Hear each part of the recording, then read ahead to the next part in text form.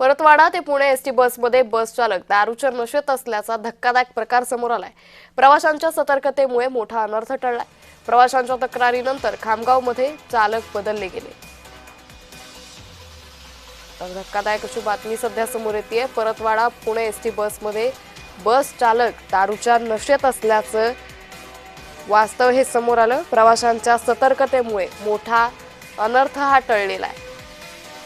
आता अशा पद्धतीनं या बस चालकांवर मद्यधुंद बस चालकांवर कशा पद्धतीनं कारवाई केली जाणार, यासाठी काय ठोस उपाययोजना सरकारकडून केल्या जातात हे पाहणं अतिशय महत्त्वाचं ठरणार आहे। प्रवाशांच्या तक्रारीनंतर खामगावमध्ये बस चालक हा बदलण्यात आला, मात्र यामुळे प्रवाशांचा मोठा खोळंबाही झाला होता।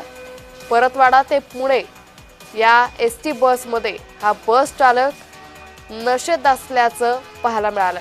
त्यानंतर प्रवाशांनी या सगळ्या प्रकरणावरून तीव्र नाराजी व्यक्त केली। तर प्रवाशांच्या सतर्कतेमुळे मोठा अनर्थ हा टळलेला आहे। मात्र अशाच पद्धतीने जर हे बस चालक मद्यधुंद अवस्थेत बस चालवणार असतील तर प्रवाशांच्या जीवाशी खेळ सुरू आहे का, असा प्रश्नही या निमित्तानं उपस्थित केला जातोय। या संदर्भात अधिक माहिती घेऊयात आमचे प्रतिनिधी प्रफुल्ल खंदारे यांच्याकडून। प्रफुल्ल, हा बस चालक दारूच्या नशेत होता, प्रवाशांचं हे सगळं प्रकरण नेमकं कसं लक्षात आलं?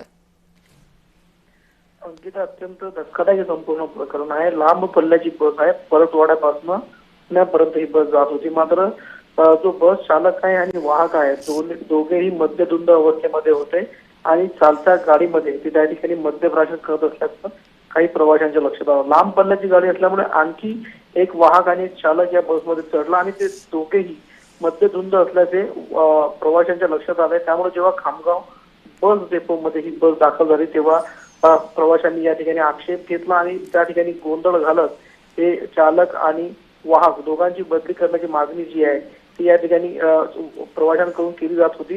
त्यानंतर खामगाव आगाराचे जे काही आगार प्रमुख आहेत त्यांना या ठिकाणी पाचारण करण्यात आलंय आणि संपूर्ण प्रकरणाची चौकशी करत तात्काळ ते वाहक आणि चालक बदलले आणि नवीन वाहक आणि चालक या परतवाडा ते पुणे बसला दिल्याने मोठा अनर्थ या ठिकाणी टळला असल्याचं बोललं जातंय। कारण की अशा पद्धतीनं बसमध्येच मद्यधुंद पद्धतीनं ही बस चालवणे आणि चालू बसमध्ये ही दारू ढोसणं अशा पद्धतीचा हा संपूर्ण प्रकार पाहून प्रवासी चांगले गोंधळून गेले होते। मात्र 2 तासाच्या गोंधळानंतर नवीन वाहक आणि चालक मिळाल्याने ही बस जी आहे पुढच्या प्रवासाला अंकिता रवाना झाली। त्यामुळे मोठा सुटकेचा निश्वास जो आहे तो प्रवाशांनी सोडल्याचं पाहायला मिळालं। निश्चित प्रफुल्ल, धन्यवाद आपण दिलेल्या सविस्तर माहितीसाठी।